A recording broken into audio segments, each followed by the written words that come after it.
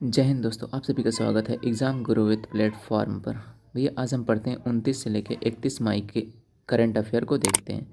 अगर आप सेशन पर नए हैं तो सेशन को लाइक, सब्सक्राइब और शेयर करना ना भूलें। फर्स्ट क्वेश्चन है, राष्ट्रीय बाघ संरक्षण प्राधिकरण ने एक पैनल का गठन किया है जो कोनो राष्ट्रीय उद्यान में चीतों की मौत की जांच करेगा। पैनल का नेतृत्व यह कौन करेगा? तो पैनल का नेतृत्व यह डॉक्टर राजेश गोपाल करेंगे। हमारा ए ऑप्शन इज ये करेक्ट है।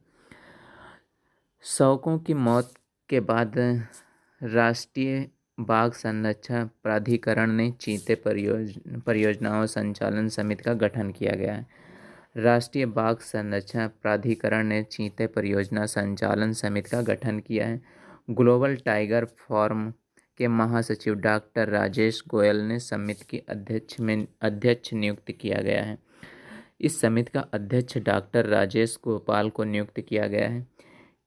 इस सप्ताह 3 चीता शौकों की मौत के बाद केंद्र ने 25 मई को परियोजना चीता को कार्यान्वयन की निगरानी के लिए राष्ट्रीय और अंतर्राष्ट्रीय विशेषज्ञों वाली एक नई संचालन समिति को नियुक्त किया गया है। 57th ज्ञानपीठ पुरस्कार किसे प्रदान किया गया है? तो यह हमारा सेकंड ऑप्शन है। 57th ज्ञानपीठ पुरस्कार किसे प्रदान किया गया? तो दामोदर मावजो को 57th ज्ञानपीठ पुरस्कार प्रदान किया गया। विश्व प्रसिद्ध कोंकणी लेखक दामोदर मावजो को 25 मई को गोवा में भारतीय ज्ञानपीठ पुरस्कार से सम्मानित किया गया। दामोदर गोवा के उपन्यास कथाकार और निबंधकार हैं।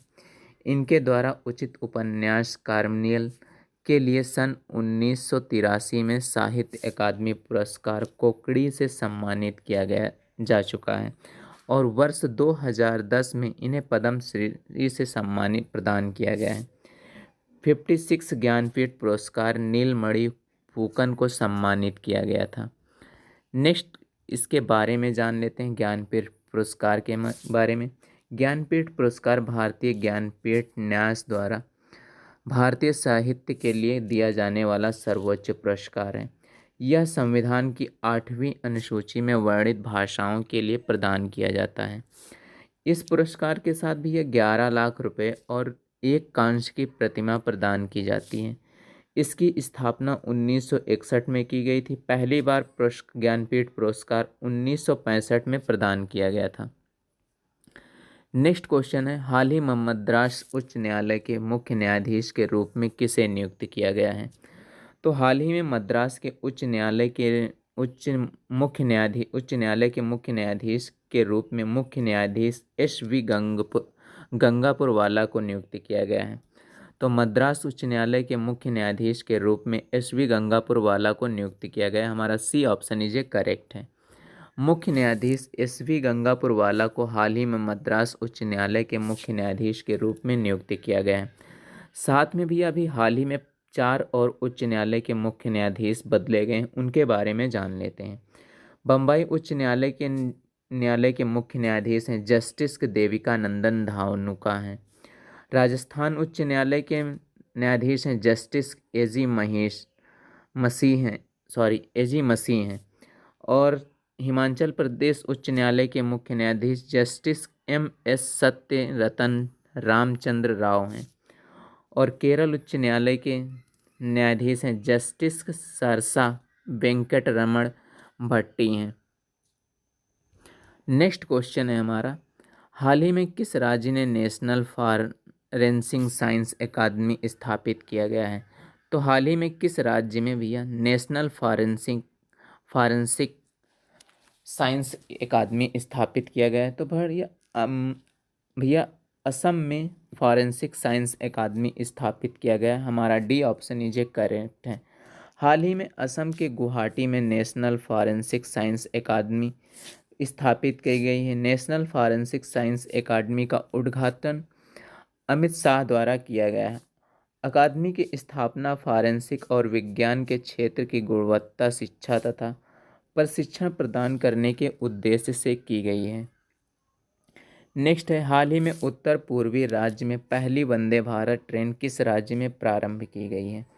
तो हाल ही में उत्तर पूर्वी राज्य की पहली वंदे भारत ट्रेन असम राज्य में भी अब प्रारंभ की गई है। इसके बारे में देख लेते हैं। प्रधानमंत्री नरेंद्र मोदी 29 मई को उत्तर पूर्वी राज्य में पहली वंदे भारत एक्सप्रेस को वीडियो कॉन्फ्रेंसिंग के जरिए हरी झंडी दिखाई है। उत्तर पूर्वी राज्य में पहली वंदे भारत ट्रेन असम राज्य से प्रारंभ की गई है। यह ट्रेन गुवाहाटी से न्यू जलपाईगुड़ी पश्चिम बंगाल के बीच चलाई गई है।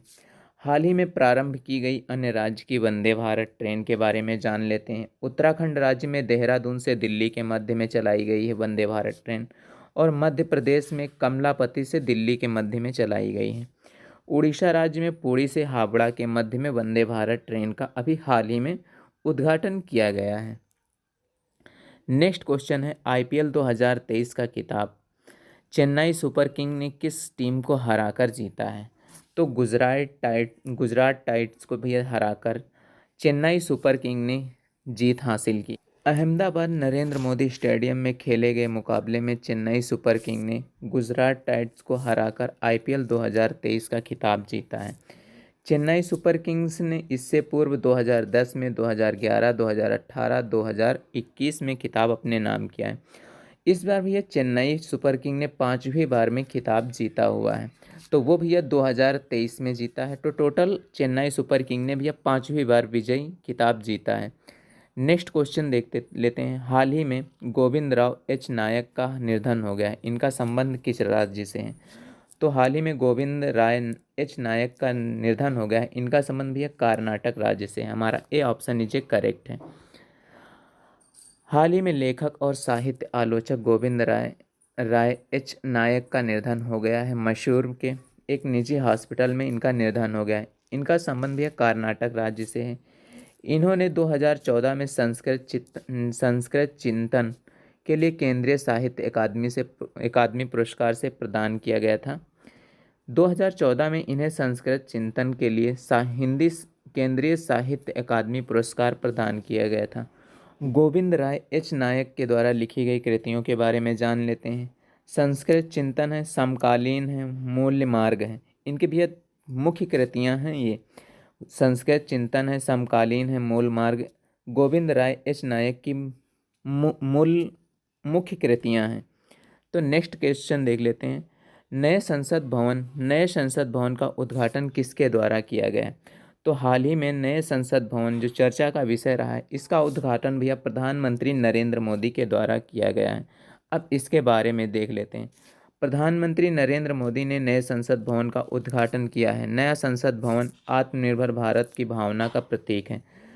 भारत की सेंट्रल विस्टा पुनर्विकास परियोजना के हिस्से के रूप में नई दिल्ली में एक नए संसद भवन का निर्माण किया गया है। इस मौके पर 75 रुपये का स्मारक जारी भी किया गया है।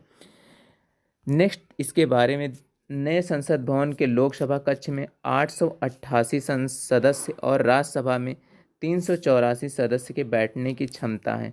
संयुक्त सत्र के लिए लोकसभा हाल में 1272 बैठक कर सकते हैं। नेक्स्ट क्वेश्चन है, तुर्की के नए राष्ट्रपति कौन चुने गए हैं? तो हाल ही में भी तुर्की में इलेक्शन हुआ है, उसके नए राष्ट्रपति कौन चुने गए हैं? तुर्की के नए राष्ट्रपति के रूप में भैया रेचेप तैयब एर्दोगान को भैया चुना गया है, जो हाल ही में इलेक्शन हुए हैं, और रेचेप तैयब एर्दोगान दोबारा से वहाँ के राष्ट्रपति बने हुए हैं। तुर्की ने एक बार फिर से रेचेप तैयब एर्दोगान को राष्ट्रपति चुनाव जीत लिया है। विपक्षी नेता कमल कल्चदारोल को हराकर 11वीं बार राष्ट्रपति चुनाव जीता है। AKP justice and development party के सदस्य रेचेप तैयब एर्दोगान तुर्की के नए राष्ट्रपति चुने गए हैं। मत पेटियों के मतों की गिनती के बाद एर्दोगान 52.08% और जबकि कमल को 48.92% वोट मिले हैं। एर्दोगान साल 2003 से देश का नेतृत्व कर रहे हैं। नेक्स्ट क्वेश्चन देखते हैं, किस खिलाड़ी ने इंडियन प्रीमियर लीग 2023 में ऑरेंज कप जीता है? तो भैया सुमन गिल ने यहाँ लिख गया गिल है। सुमन गिल ने भैया जीता है, ऑरेंज कप जीता हुआ है। तो 2023 में इंडियन प्रीमियर लीग 2023 में ऑरेंज कप जीता है। तो भैया किसने जीता है? सुमन गिल ने जीता है। अब इनके बारे में जान लेते हैं। Indian Premier League IPL 2023 Chennai super king के साथ अहमदाबाद नरेंद्र मोदी स्टेडियम का में गत चैंपियन गुजरात टाइटंस ने को हराकर ट्रॉफी उठाने के साथ समाप्त हुआ। इंडियन प्रीमियर लीग IPL 2023 भारतीय क्रिकेट कंट्रोल बोर्ड BCCI द्वारा स्थापित पेशेवर T20 क्रिकेट लीग का 16वां संस्करण था। सुमन गिल ने ऑरेंज कप का पुरस्कार जीता है। नेक्स्ट क्वेश्चन देखते हैं। लेख में उल्लेखित कर्नाटक बैंक के प्रबंधक निदेशक और CEO के रूप में किसे नियुक्त किया गया है? तो भैया कर्नाटक बैंक के प्रबंधक निदेशक और CEO के रूप में श्री कृष्णन हरिहर शर्मा को नियुक्त किया गया है। कर्नाटक बैंक के प्रबंधक और निर्देशक और CEO के रूप में नियुक्त किया गया है। कर्नाटक बैंक ने श्री कृष्णन हरिहर शर्मा को नया MD और CEO के रूप में नियुक्त किया गया है। कर्नाटक बैंक ने श्री कृष्णन हरिहर शर्मा को 3 साल अवधि के लिए अपना नया प्रबंधक निर्देशक और CEO नियुक्त किया है। नियुक्ति MS महाबलेश्वर ने 3 साल के 2 कार्यकाल के बाद MD और CEO के रूप में सेवानिवृत्त होने के बाद में हुई है। नेक्स्ट क्वेश्चन है हमारा, खीरी भवानी मेला किस राज्य केंद्र शासित प्रदेश में मनाया जाता है? तो भैया जम्मू कश्मीर केंद्र शासित प्रदेश में खीरी भवानी मेला का आयोजन किया जाता है, मनाया जाता है। इसके बारे में जान लेते हैं। खीरी भवानी मेला मई 2023 में कश्मीरी पंडितों और कश्मीरी घाटी के स्थानीय लोगों द्वारा बड़े उत्साहपूर्वक के साथ में मनाया जाता है। खीरी भवानी मेला 2023 में कश्मीरी पंडित, कश्मीरी घाटियों स्थानीय लोगों के द्वारा मनाया जाता है। हर साल ज्येष्ठ अष्टमी के दिन भारतीय कश्मीरी पंडित माता रंगनेय देवी मंदिर जाते हैं, जिसे खीरी भवानी मंदिर भी कहा जाता है।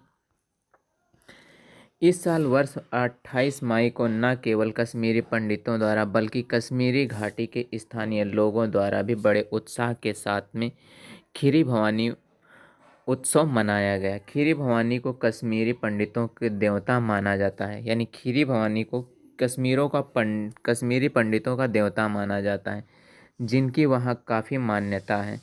वर्षों से खीरी भवानी मेला कश्मीर के सांप्रदायिक सद्भाव व भाईचारे का प्रतीक बना हुआ है।